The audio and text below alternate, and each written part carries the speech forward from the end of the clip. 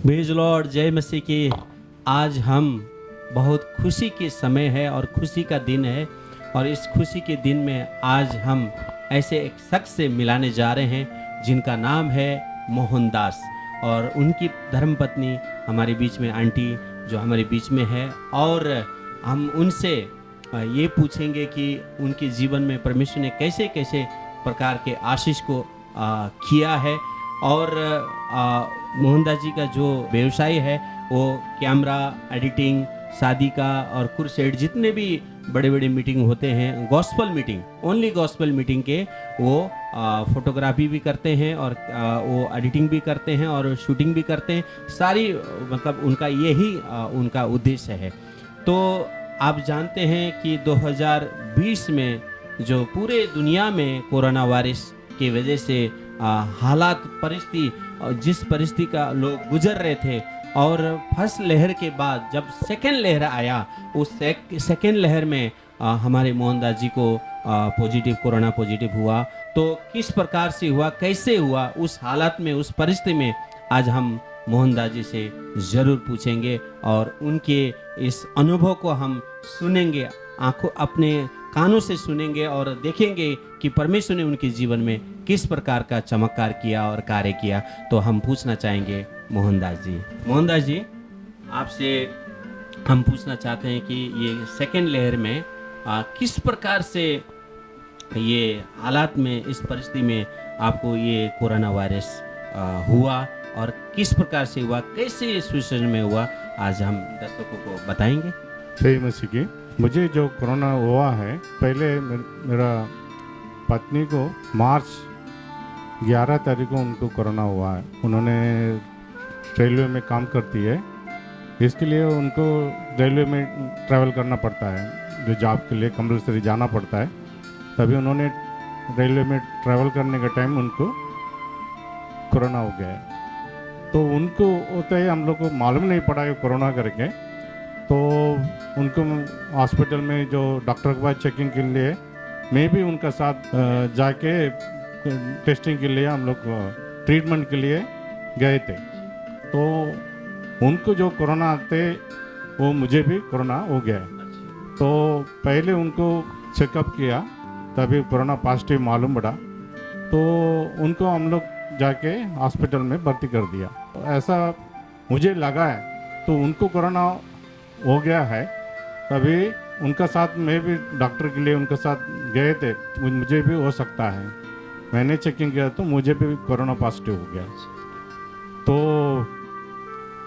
इनको जो हॉस्पिटल में भर्ती किया, नेक्स्ट डे मैं भी उसी हॉस्पिटल में मैं भी एडमिट हो गया।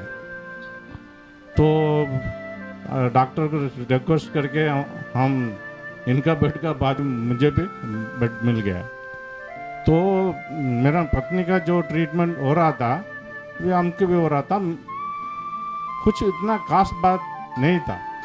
लेकिन मैंने क्या किया, मैंने ठंडा पानी से, बिना जानकारी से मैंने ठंडा पानी में स्नान कर दिया। मुझे क्या हो गया, वो ठंडा पानी में स्नान किया, इसके लिए निमोनिया हो गया। और मुझे शुगर भी है, डायबिटिक पेशेंट है।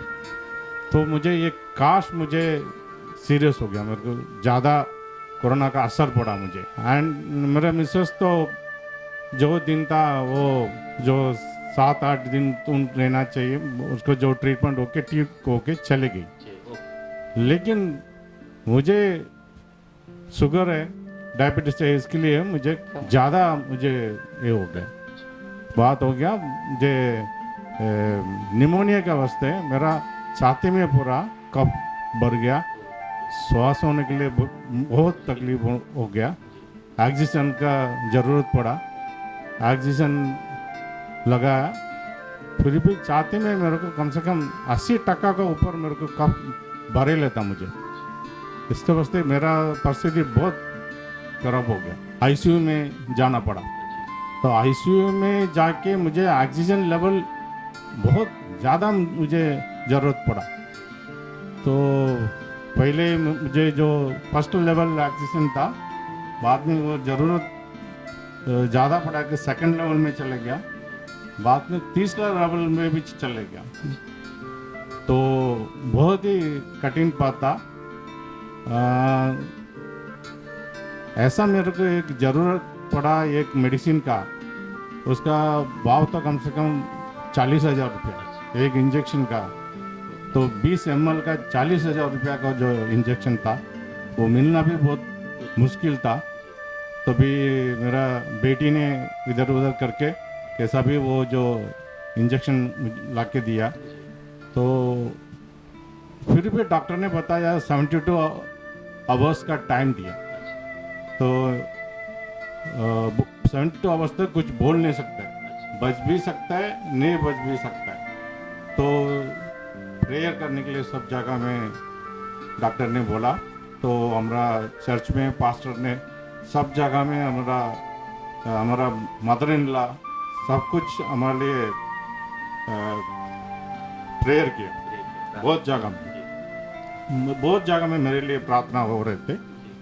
और मुझे भी बहुत फीलिंग हुआ। मैं भी ऐसा, मेरा अंदर आत्मा मुझे बोल रहे थे बचेगा क्या, नहीं उम्मीद नहीं था ऐसा। तो अभी ऐसा बचेगा नहीं बोले तो हम तो मसीह का आदमी है। तो हम लोग का जो ये रहता है उम्मीद है। तो सबका मसीह लोग का इच्छा क्या है, मरने के बाद स्वर्ग जाएंगे। तो ये तो इच्छा रहता है सबका। तो हम लोग इसके लिए तो हम तो प्रार्थना किया मैंने, जो मैंने सोच में आगे जो मरने वाला है बोले हो तो हम स्वर्ग जाना चाहिए। तो मुझे हमको मसीह के हिसाब से, मसीह का विश्वासी के हिसाब से मैंने प्रार्थना किया। पूरा टाइम ऐसा प्रार्थना किया। ऐसा आप भी जो प्रेयर करते थे अभी थोड़ी देर के पहले, यीशु का रत्न जय।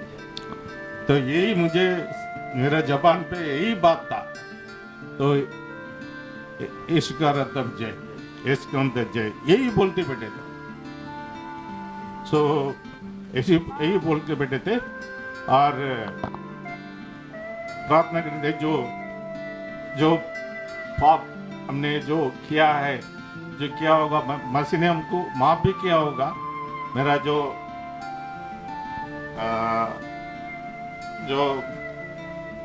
पाप उसका तो हम लोग कबूल करते हैं, तो परमेश्वर ने माफ किया। फिर भी अंतिम टाइम जैसा हमको लग रहा है तो मैं भी परमेश्वर से माफी मांगा।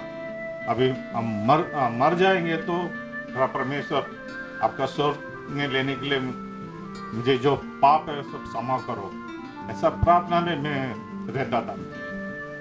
तो परमेश्वर का जो हमारे ऊपर कृपा था और सब लोग प्रेयर कर रहे थे इसके वास्ते। तो हमारा 72 आवर्स मेरा बीत गया, चले गया। डॉक्टर भी बोलने लगे, आके चेक करते थे। तो एक दिन में 3 बार आके चेक करते थे। और ये सब बोलने के बाद डॉक्टर ने बोला 72 आवर्स के बाद मुझे आके चेक किया, आपका इम्प्रूवमेंट अच्छा हो रहा है। मेरे को ऐसा थम्स अप दिया, ऐसा बताया, ऐसा किया। तो मैं भी ऐसा किया। तो उन्होंने बाद में ऑक्सीजन का लेवल भी बढ़ते गए, फिर घटते गए और कम ऑक्सीजन मेरे लिए ज़रूरत पड़ा। और होते होते मेरा लेवल ऑक्सीजन लेवल कम होते अप्रैल 1 तारीख को पहले मार्च 31 तारीख को हमारा ऑक्सीजन पूरा निकाल दिया। निकालने के बाद बोले एक दिन आप बिना ऑक्सीजन में रह के बताना कैसा देखेंगे। अगर बिना ऑक्सीजन से आप रह सकते बोले हो तो आप नेक्स्ट दिन आप जा सकते हैं। तो मार्च 31 दिन पूरा दिन में बिना ऑक्सीजन था। अप्रैल 1 तारीख मैंने हॉस्पिटल से डिस्चार्ज हो के बाहर आ गया। तो सब लोग यही बोल रहे थे। तो बात है, सब लोग आप ही बोल रहे थे मसीह के लिए हम जो वीडियो शूटिंग करते हैं, ये करते हैं, तो आप मसीह के लिए बहुत मतलब ऐसा काम किया तो मसीह ने आपको छोड़ेगा नहीं, आपको बचाएगा।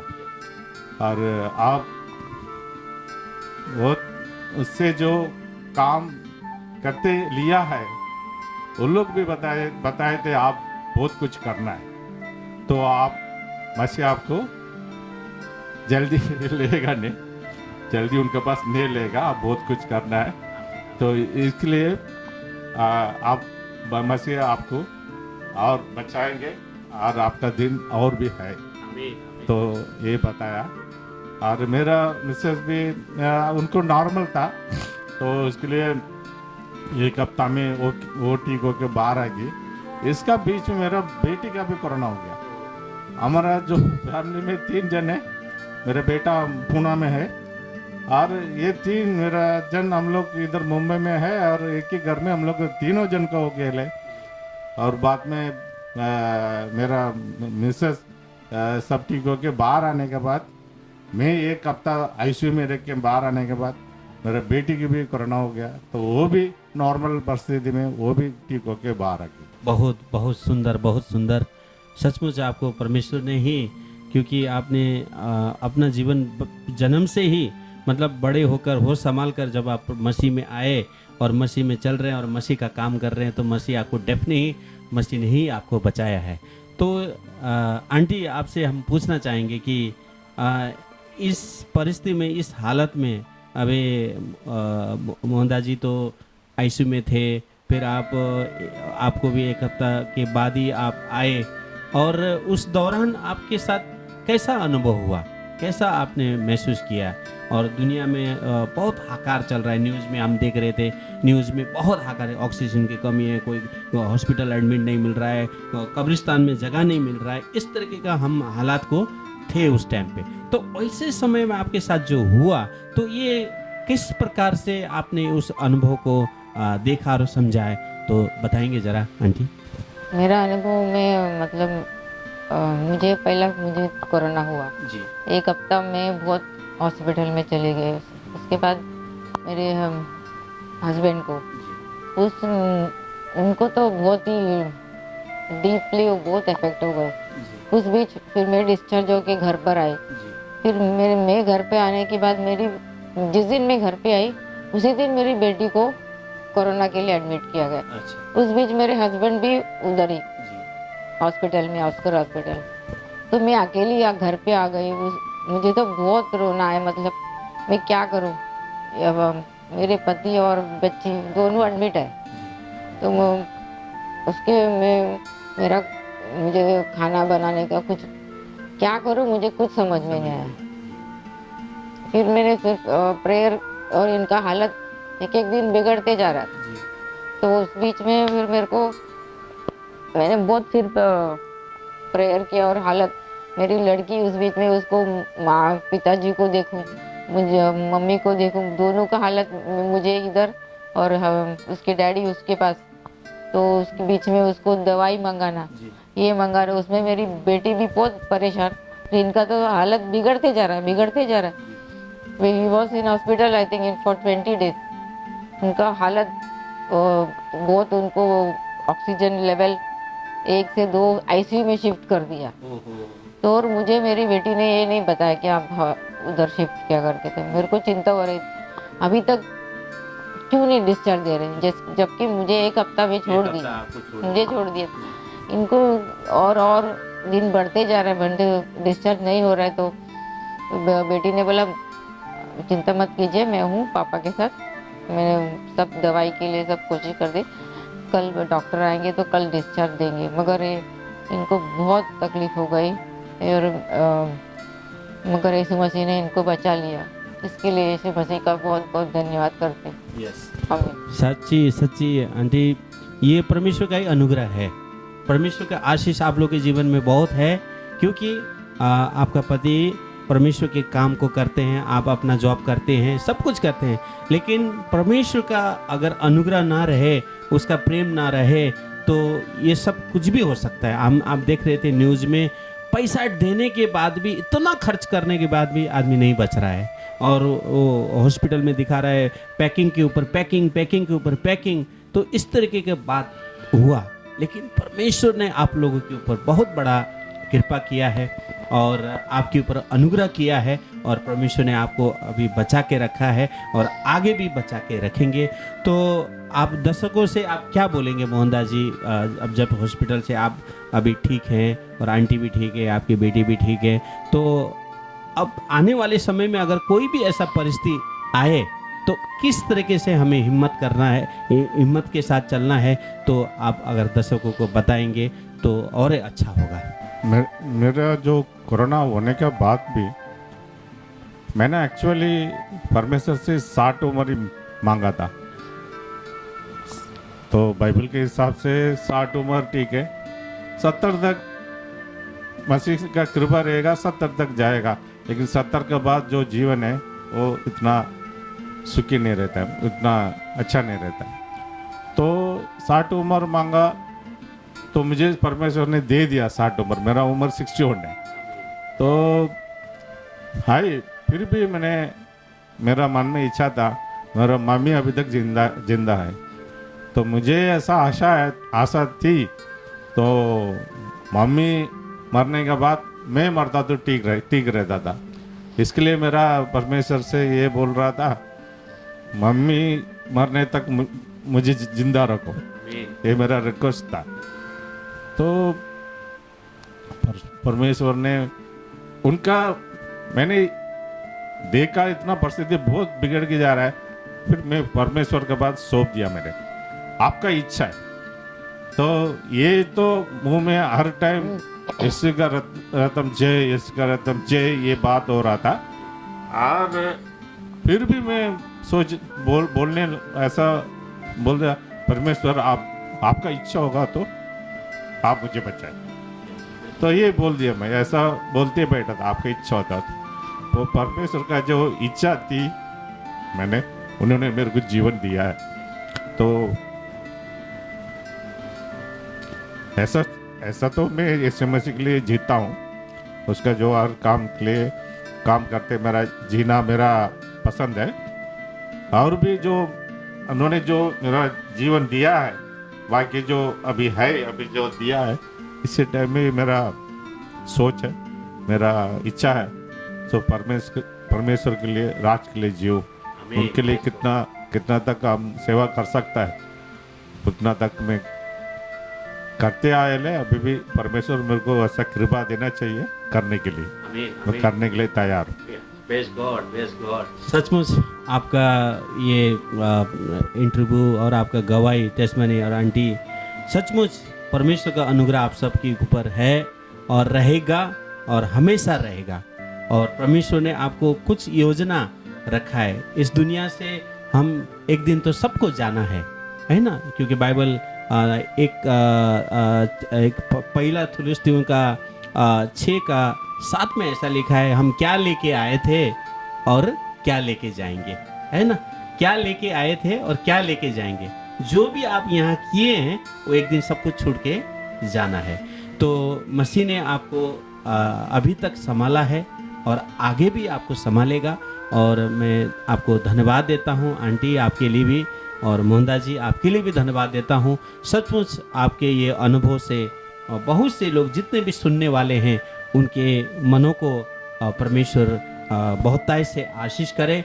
और हम भी यही दुआ करेंगे कि आप लोगों को भी परमेश्वर बहुत बहुत बहुत आशीष करे और हर एक बुराई से, हर एक संकटों से, हर एक समस्याओं से परमेश्वर आपको बचाए। और प्रभु का अनुग्रह, प्रभु की कृपा आप सभी के ऊपर हमेशा बनी रहे, ये हमारी प्रार्थना है। और दर्शकों से हम विनती करते हैं, भाई और बहनों, आप हमारे मोहनदास जी के लिए, आंटी के लिए, इनके परिवार के लिए आप जरूर प्रार्थना करें, क्योंकि सबसे बड़ा हथियार है प्रार्थना।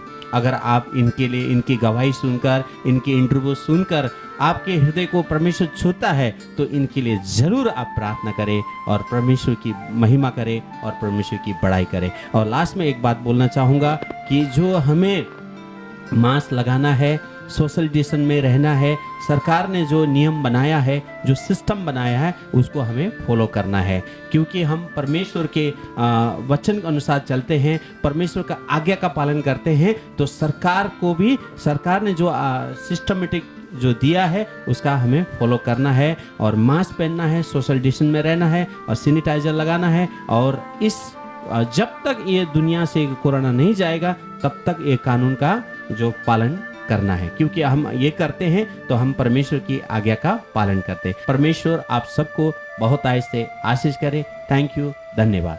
धन्यवाद Mohandas ji. Praise the lord, Praise the praise the Lord. Lord.